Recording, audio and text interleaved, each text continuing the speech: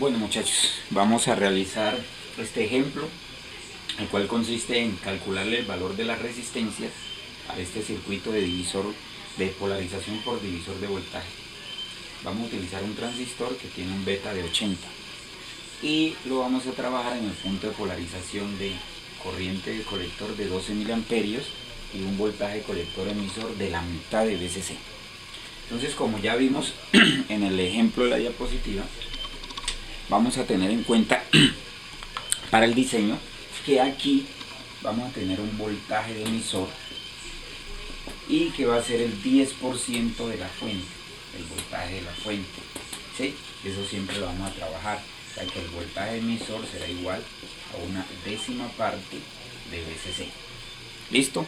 Entonces, para este ejemplo hemos de tener en cuenta entonces, si reemplazamos VCC por 12, entonces nuestro voltaje sería igual a 1.2 voltios. Y el voltaje colector emisor de polarización lo vamos a polarizar a la mitad del valor de la fuente, o sea que esto sería igual a 6 voltios. Listo, teniendo en cuenta esos datos, empezamos a hacer nuestros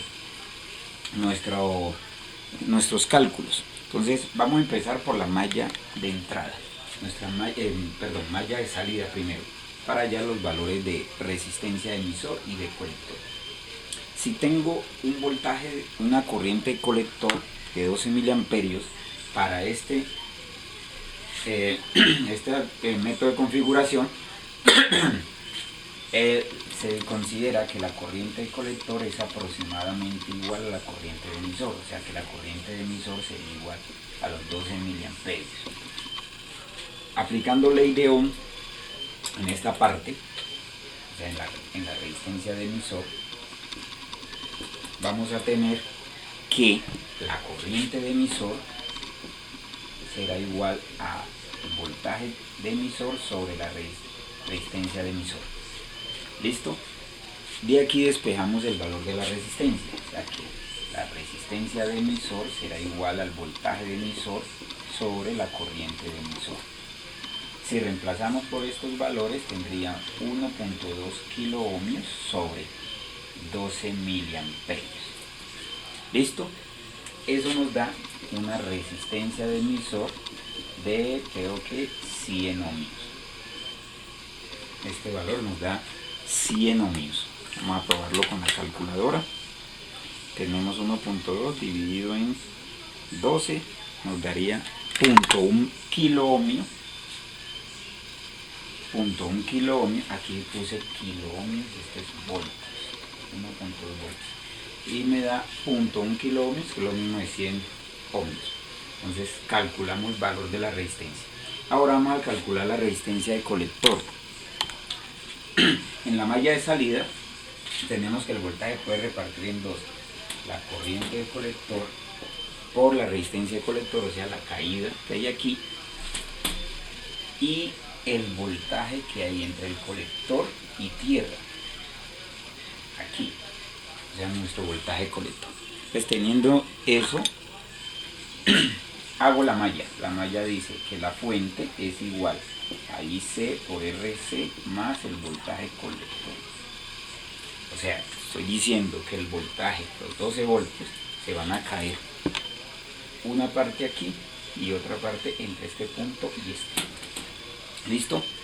No conocemos el voltaje colector, entonces lo conocemos. Voltaje del colector entre este punto y este será igual a la caída que hay entre colector emisor, o sea, este pedacito, más el voltaje de emisor. Esto es como una torta. O sea que voltaje colector emisor más voltaje de emisor es el voltaje colector. Reemplazo por los valores. El voltaje colector ya vimos que era 6 voltios, el voltaje emisor 1.2, o sea que este voltaje nos dará 7.2 voltios. Ahora, ya teniendo el voltaje colector, lo reemplazo en esta ecuación y despejo lo que no conocemos. Tenemos la fuente, tenemos la corriente colector, tenemos el voltaje colector, entonces despejamos resistencia de colector, que sería igual al voltaje de la fuente menos el voltaje colector sobre la corriente de colector. ¿Listo? Y reemplazamos, tendría 12 voltios menos 7.2 voltios sobre la corriente de colector, que es 12 miliamperios.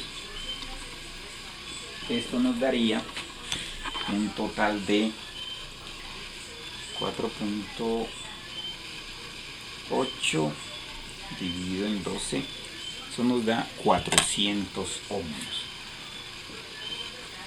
400 ohmios. Y esa sería nuestra resistencia de colector, igual a 400 ohmios. ¿Sí? Con eso calcularía ya las dos resistencias de la malla de salida. Ahora vamos a calcular la resistencia R1 y R2. Bien, ahora vamos a calcular los valores de R1 y R2. Ya sabemos que el voltaje emisor es de 1.2 voltios porque es la décima parte de la alimentación, o sea, los 12 voltios. Ahora vamos a calcular el voltaje en la base, o sea, el voltaje que tenemos aquí, voltaje en la base. El voltaje en la base es el voltaje que va desde aquí, desde la base hasta tierra, o sea, el que hay entre la base y tierra. Aquí vamos a tener voltaje base emisor, que ya sabemos que debe ser de 0.7 voltios para polarizar el diodo, más el voltaje de emisor, que es la décima parte del voltaje de la fuente. Entonces, nuestro valor de voltaje de base sería igual voltaje base emisor más voltaje de emisor, que sería 1.2 voltios más 0.7 voltios nos da igual a 1.9 voltios. Ese es el voltaje que hay entre este punto y tierra. ¿Listo? Bien, ya sabemos que para que haya alta impedancia por aquí, de tal manera que la corriente de base sea aproximadamente cero, debe cumplir con una norma. Y la norma nos dice que el beta por RE, que vendría siendo toda la impedancia de entrada de este circuito, debe ser mayor o igual que 10 veces la resistencia R2. Es lógico, si este valor es mayor, mucho más, pues toda la corriente se va por aquí. Básicamente con esto estamos diciendo que estamos asegurando que mínimo por aquí se vaya el 90% de la corriente, o sea, despreciar la corriente de base. Bien, bueno, eso es para tenerlo claro. Ahora, como tenemos el voltaje de base, teniendo en cuenta esta condición de corriente cero, por aquí determinamos que virtualmente estas dos resistencias están en serie. Entonces, si virtualmente están en serie, puedo aplicar divisor de voltaje para hallar el voltaje de base en la resistencia R2, que nos dice que R2 es igual a R1 más R2 por el voltaje de la fuente, que es lo que nos está cayendo ahí. ¿Listo? Bien. Pero ahora, como no conozco estos valores de resistencia, entonces esto es lo que vamos a utilizar para despejar toda esta ecuación. Entonces de aquí tenemos que R2 sería igual a beta por R de emisor sobre 10, despejando de aquí, que es el valor mínimo que debe tener R2. Entonces, para este circuito, que lo vamos a hacer independiente del beta, entonces, pero hay que tenerlo en cuenta para calcular esos valores, el beta es 80, entonces aquí tendremos 80, y ahora calculamos una resistencia de emisor de 100, entonces tendremos 100 ohmios, y todo esto dividido en 10, la décima parte. Eso nos da, haciendo un cálculo rápido, de 800 ohmios. 800 ohmios. Ese sería el valor de R2. Ahora, ya teniendo R2, de aquí despejo para hallar R1. Todo este valor, esta suma que está dividiendo, pasa a multiplicar R1 más R2. ¿Sí? Y B de base pasa a dividir. Entonces tendremos R2 sobre la fuente sobre el voltaje de base. ¿Sí? R2 por la fuente por el voltaje base. como vamos a despejar R1, R2 pasa a restar. Entonces tendremos que R1 será igual a R2 por voltaje de la fuente sobre voltaje de base menos R2. Reemplazo por los valores o despejo más, saco factor común R2 y queda la fuente menos el voltaje de base menos 1 sobre el voltaje de base menos 1 me daría ese factor.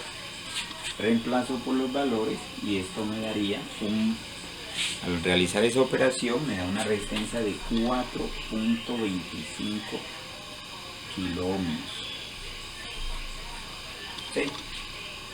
Reemplazo y me da 4.25. Ahora, pues si yo voy a hacer un montaje real, 4.25 no lo voy a encontrar, pero voy a encontrar resistencias de 4.3. Les pondría una de 4.3. Lo mismo acá, R2 montaría una resistencia no de 800, sino de 820, que es el valor comercial.